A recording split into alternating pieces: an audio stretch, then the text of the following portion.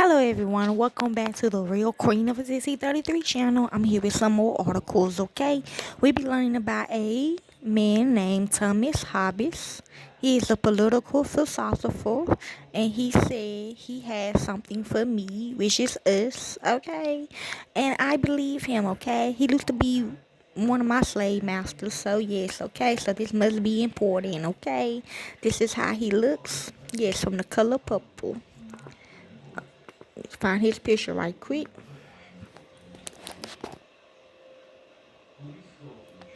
Okay, so let's begin. Hobbes' moral and political philosophy. The 17th century English philosopher Thomas Hobbes is now widely regarded as one of a handful of truly great political philosophers whose masterwork Levian's rivals in significance the political writings of Plato's Aristotle, Locke, Rousseau, Kant, and Walls.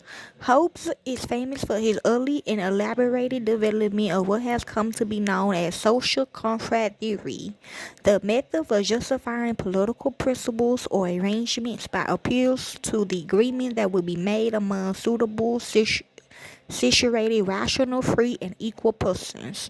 Who he is famous for having used the social contract method to arrive at the astonishing conclusion that we ought to submit to the authority of an absolute, undivided, and unlimited sovereign power. While his methodological innovations had a profound constructive impact on subsequent work in political philosophy, his substantive conclusions has served mostly as a foil for the development of more palatable philosophical positions. Hobbes' moral philosophy has been less influential than his political philosophy. Who? They don't listen no more, like the new ones that were coming in part because that theory is too ambiguous to have garnered any general consensus to as to its consent. Yeah, I understand that, but still, if he wrote this, that means give us some of these slaves some leeway. You know what I'm saying?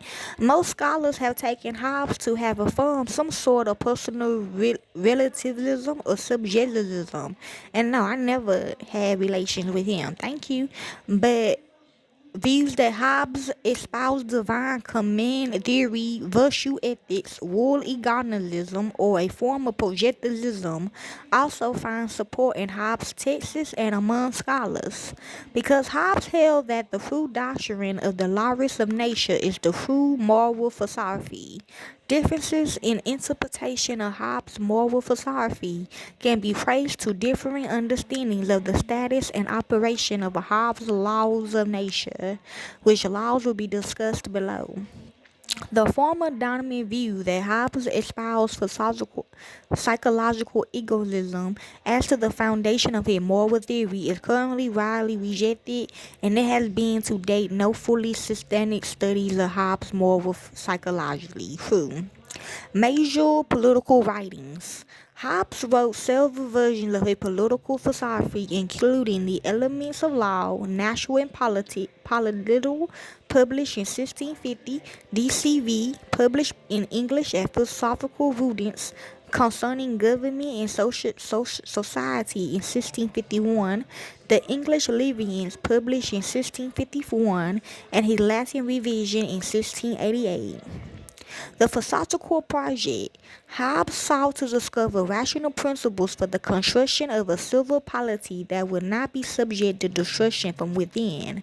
Having lived through the period of political disintegration culminating in the English Civil War, he came to view that the burdens of even the most oppressive government or sacred sensible in respect of the miseries and horrible calamities that accompany a civil war. Who, because virtually any government would be better than a civil war, and according to Hobbes' analysts, all but absolute governments are systematically prone to dissolution into civil war. Who, people ought to submit themselves to an absolute political authority, which we do, amen, hallelujah, the real one. Continued stability will require that they also refrain from sorts of actions that might undermine such a regimen. For example, subjects should not dispute the sovereign power, and under no circumstances should they rebel. Yeah, in general, that's not what I'm doing. In general, Hobbes aimed to demonstrate the reciprocal relationship between political obedience and peace. Okay, the state of nature. To establish the conclusions, Hobbes invites us to consider what life would be like in a state of nature. That is a condition without government, which y'all did live through that from 2017. That is a condition without government. Perhaps we will imagine that people might fare best in such a state, which each decides for herself how to act and is judge, jury, and executioner in her own case whenever disputes arise. And that at any rate, this state is the appropriate baseline against which to judge the justability of political arrangements. Hobbes terms this situation the condition of mud nature, a state of perfectly private judgment in which there is no agency with recognized authority, abbreviate disputes, and effective power to enforce the decisions. Okay, you know what I mean? Like, yeah, like a phone call. Can you talk to me on the phone like a human person, like a person? Okay, like even they don't do that. I mean, come on now. Hobbes' near descendant John Locke insisted in his second thesis of government that the state of nature was indeed to be preferred to subjection to the arbitrary power of an absolute sovereign. True, but Hobbes famously agreed that such a dissolution condition of masterless men without subjection to laws and a coercive power to tie their hands from rapine and revenge will make impossible all of the basic security upon which comfortable, sociable, civilized life depends. There will be no place for industry because the fruit thereof is uncertain, and consequently no culture of the earth, no navigation nor loose of the commodities that might be imported by sea, no commercial buildings, no instruments of moving and removing such things as require much force, no knowledge of the face of the earth, no account of time, no arts, no letters, and which is worst of all, continuing fear and danger of violent death. Yes, and the life of man, solitary, poorly, nasty, brutish, and short. If this is the state of nature, people have strong reasons to avoid it, exactly, which can be done only by submitting to some mutual recognized public authority. For so long a man is in the condition of mud nature, which is a condition of war, as private appetite is the measure of good and evil. The state of nature is a state of war. Taken together, the plausible, descriptive, and notable assumption yield a state of nature potentially fraught with diverse struggle. The right of each to all things invites serious conflict, especially if there is competition for resources, as there will surely be over at least sacred goods such as the most desirable lands, spouses, etc. People would quite naturally fear that others may, citing the right of nature, invade them, and may rationally plan to strike first as an interpol defense. Yeah, I know that. Moreover, the minority of prideful or vainglorious persons who take pleasure in exercising power over others will naturally elicit pre-engine defensive responses from others. Conflict would be further fueled by disagreement in religious views and moral judgments and over matters as mundane as what's good one actually needs and what respect one property merits. Hobbes imagined a state of nature in which each person is free to decide for herself what she needs, what she owes, what's respectful, right, curious, prudent, and also free to decide all of these questions for the behavior of everyone else as well, and to act on her judgments as she thinks best, enforcing her views where she can. In this situation, where there is no common authority to resolve the many and serious disputes, we can easily imagine with Hobbes that the state of nature would become a state of war, even worse, a war of all against all. Okay? I think not. Okay, further questions about the state of nature. In response to the natural question whether humanity ever was genuinely in any such state of nature, Hobbes gives three examples of putative states of nature. First, he notes that all sovereigns are in state with respect to one another. This claim had made Hobbes the the representative example of a realist in international relations. Second, he opened that many now serving people were formerly in that state, and some few peoples, the savage people in many places of America, living as the fourth, for instances, was still to his day in the state of nature. You ain't lying. Third and most significantly, Hobbes asserts that the state. Okay, thank you. Hobbes asserts that the state of nature will be easily recognized by those who formerly peaceful states have collapsed into civil war. While the state of nature's condition of perfectly private judgment is an abstraction, something resembling it too closely for comfort remains a purposely present possibility to be feared and avoided. The laws of nature. Hobbes argued that the state of nature is a miserable state of war in which none of our important human ends are realizable. Happily, human nature also provides resources to escape this miserable condition. You ain't lying. Hobbes argued that each of us as a rational being can see that a war of all against all is integral to the satisfaction of her interests, and so we can agree that peace is good, and therefore also the way or means of peace are good. Humans will recognize as imperative the injunction to seek peace, and to do those things necessary to secure it when they can do so safely. Hobbes called the practical imputation laws of nature, the sum of which is not to treat others in ways we would not have them treat us. These precepts, conclusions, or theorems of reason are eternal and immutable, always commanding our essence even when they may not safely be acted upon. They forbid many familiar vices such as incredulity, cruelty, and ingratitude. Although commentators do not agree on whether these laws will be regarded as mere precepts of prudence, or rather as divine commands, or moral imperatives of some other sort, all agree that Hobbes understands them to direct people to submit to political authority. They tell us to seek peace with willing others by laying down part of our rights to all things, by mutually convening to submit to the authority of a sovereign, and further direct us to keep that covenant, establishing sovereign authority. When people mutually covenant each to the other to obey a common authority, they have they have established what Hobbes calls sovereignty by institution. When threatened by a conqueror, they covenant with protection by promising obedience.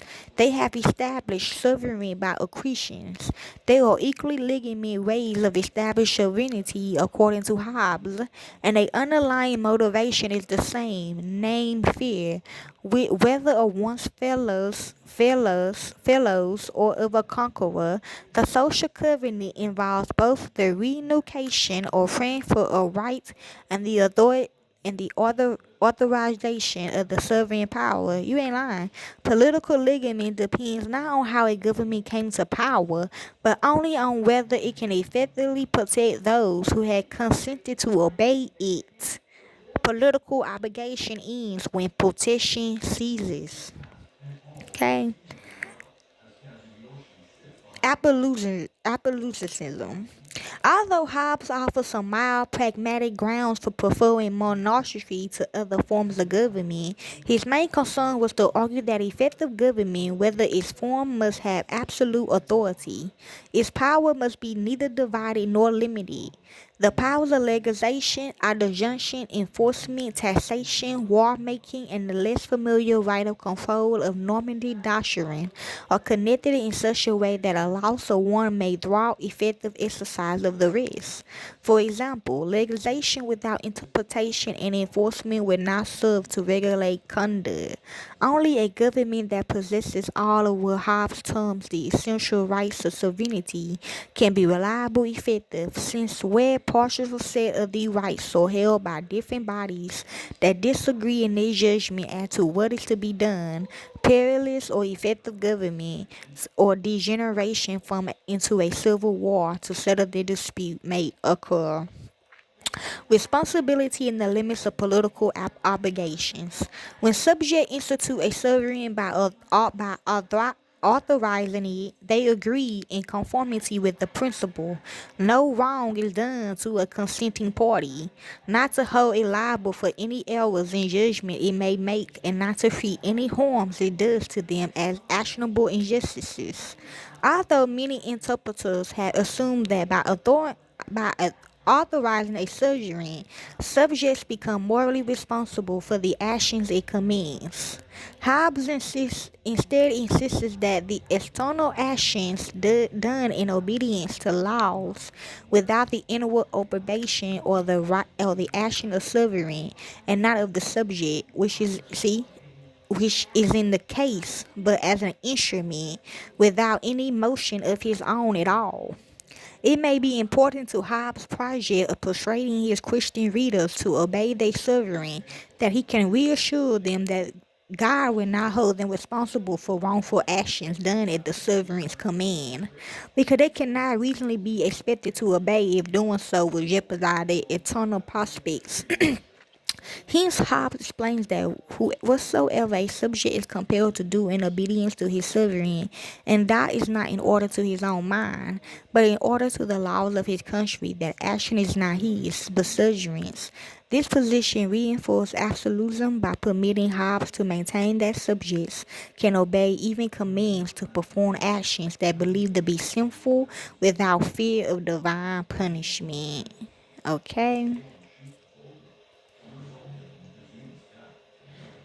Religion and social instability. The last crucial aspects of Hobbes' political philosophy is his treatment of religion. Hobbes progressively expanded his discussion of Christian religion in each revision of his political philosophy until it comes in Levian to comprise roughly half the book. There is no certain consensus on how Hobbes understands the significance of religion within his political theory. Some commenters have argued that Hobbes is trying to demonstrate to his readers the compatibility of his political theory with core Christian commitments, since it may seem that Christians' religious duties forbid their offering the sort of absolute obedience to their governors which Hobbes' theory requires of them. Others had doubted the sincerity of his professed Christianity, arguing that by the use of irony or other subtle rhetorical devices, Hobbes sought to undermine his readers' religious beliefs. Yeah, okay. Howsoever his intentions are properly understood, Hobbes' obvious concern with the power of religious belief is a fact that interpreters of his political philosophy must seek to explain. And last one, Hobbes on gender and race. Scholars are increasingly interested in how Hobbes thought of the status of women and of the family. Hobbes, one of the earliest Western philosophers to count women as persons when devising a social contract among persons. He insists on the equality of all people, very explicitly including women.